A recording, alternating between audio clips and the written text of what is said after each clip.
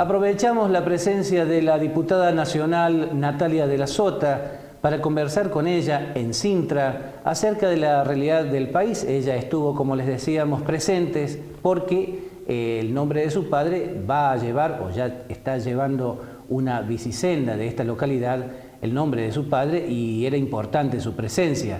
La legisladora comentaba a Panorama su opinión sobre el presente de la Argentina.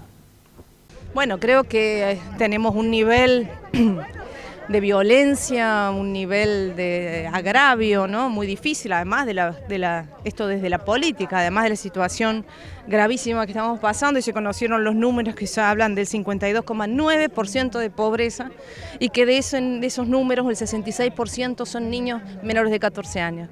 Entonces realmente es muy preocupante y es muy triste, ¿no? Porque todo el mundo cree, todos sabemos que hace falta acomodar los números, hace falta ir en camino a un déficit cero. Ahora, ¿a costa de qué? ¿A costa de la comida de la gente? ¿A costa del trabajo de los argentinos? Bueno, estas cosas creo que hay que reverlas, y lamentablemente es un gobierno con el que es muy difícil dialogar, ¿no? Lo vemos, por ejemplo, en el veto que anunció de la ley de financiación de las universidades, nada más y nada menos. Entonces estas cosas son las que duelen y que complican esta política sana y buena de la que hablamos, que es la del diálogo, la del acuerdo, la del consenso, y fundamentalmente de tener en cuenta a cada vecino y vecina de Argentina. Fuiste muy dura en algunas redes sociales con algunos de tus colegas diputados, representantes por Córdoba, en relación justamente al respaldo del veto de Milei a los jubilados, al aumento de los jubilados, y ahora que se viene también esta cuestión de la educación, ¿no?, de las universidades. No se logra equilibrio fiscal ajustando a los más vulnerables de la sociedad. Y me parece que los jubilados son, como lo han sido, lamentablemente, siempre, uno de los sectores más vulnerables. Yo creo que apuntar allí y ajustar desde ahí, a mí me parece sumamente cruel. Creo que no hacía falta, y estábamos hablando de un porcentaje mínimo para poder después empezar a sumarle de acuerdo a la inflación. Realmente no entiendo estas cosas, no las comprendo. Me parece que habría que pedirle al gobierno nacional un poco más de humanidad, un poco más de mirada cierta hacia lo que está pasando en la sociedad.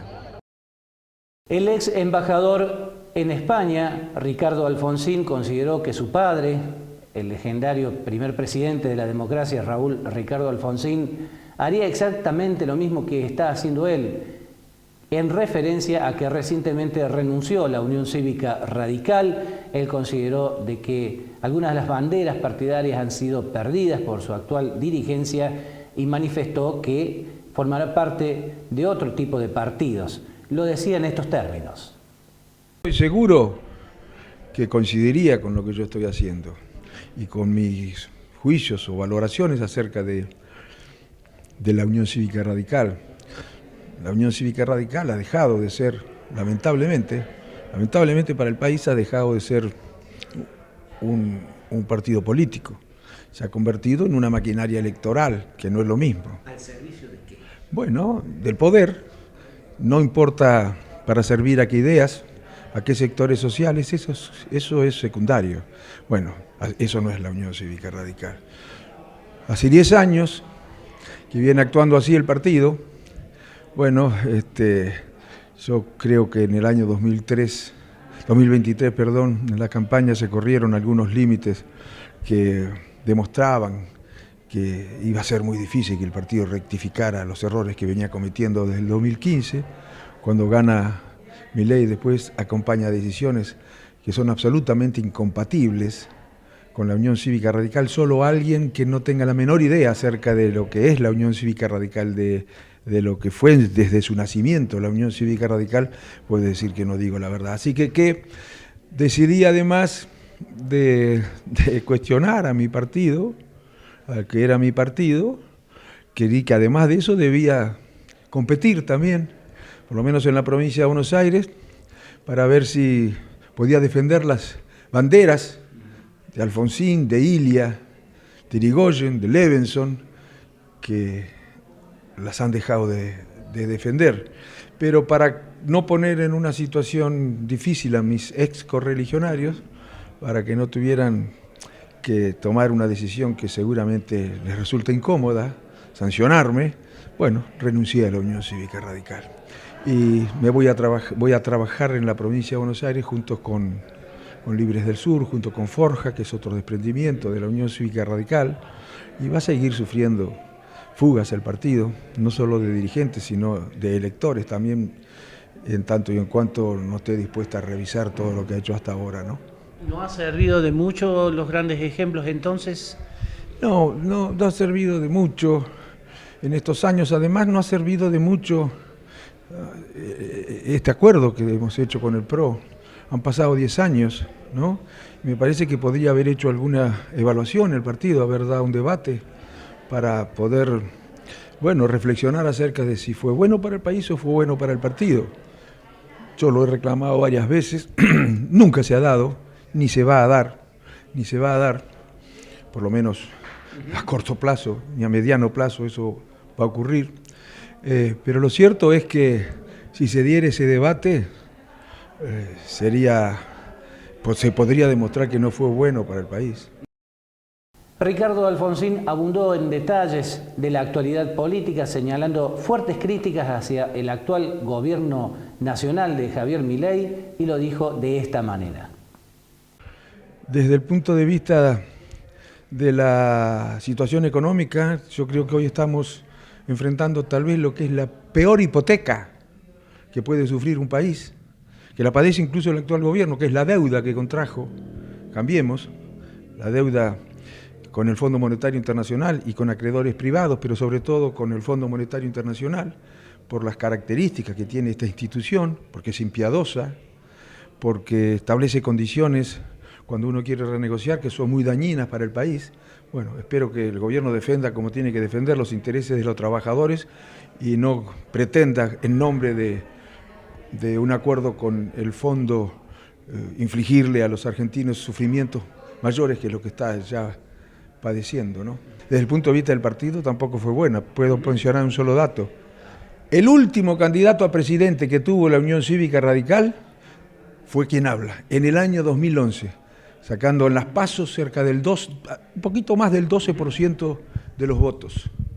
El último candidato que tuvo. Desde entonces no tiene candidato la Unión Cívica Radical a presidente. Estamos marchando hacia el precipicio. Las textuales palabras del actual diputado nacional Leopoldo Moró acerca del presente del país en materia de economía y sociedad. En el panorama regional estuvimos consultándolo justamente cuando acompañó a Alfonsín y a De la Sota en este homenaje que se hizo en la localidad de Sintra. Y yo quiero ser optimista, pero la verdad que no puedo.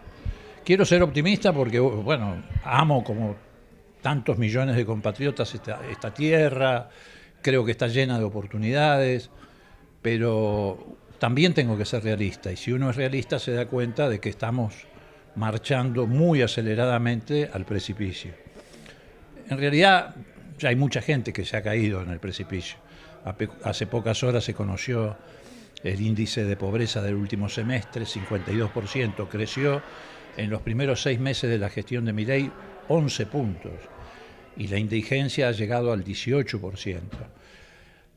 Y además, efectivamente, el gobierno parece empecinado en arruinarle el futuro a los argentinos, porque, por ejemplo, pretender cerrar las universidades, ya sea asfixiándolas porque no se las financia, o inventando un arancelamiento parecido al de Estados Unidos, donde uno tiene que endeudarse de por vida para sostener un hijo en la universidad, o incluso con la locura de pensar que pueden transferirlas a las provincias, como se hizo en la década del 90 con las escuelas secundarias y primarias, indica de que no se piensa en el futuro, y si se piensa en el futuro, se piensa en arruinarle la vida a la gente en el futuro. Porque si hay algo que ha funcionado bien en la Argentina es la universidad pública. Por supuesto tiene cosas para corregir, etcétera, pero yo creo que como factor de movilidad social no ha tenido comparación con ninguna otra política. La educación pública, gratuita, laica y de calidad. ¿Y con ningún otro país de América Latina? No, al contrario, fuimos ejemplo en América Latina desde 1918, desde la reforma universitaria en adelante. Y otra cosa que me ha preocupado muchísimo, que creo que compromete también el futuro, pero en este caso el futuro inmediato de los argentinos, fue el discurso del presidente en Naciones Unidas. Cuando dijo enfáticamente, como si fuera un mérito, que la Argentina iba a abandonar la tradicional política de neutralidad y que iba a tomar partido en un momento en que se están extendiendo las guerras en el mundo, en el conflicto de Medio Oriente o en el conflicto entre Rusia y Ucrania. Primero me preocupó mucho porque no habló como presidente de la nación, habló como jefe de una secta de ultraderecha. Además, creo que se puso al borde del juicio político, porque la Constitución es muy clara en materia de política exterior y sobre todo en materia de decisiones de esta naturaleza. Es solo el Congreso de la Nación Argentina el que tiene la posibilidad de decretar un estado de guerra o no, no el presidente de la Nación. No, esa facultad no es la del presidente de la Nación.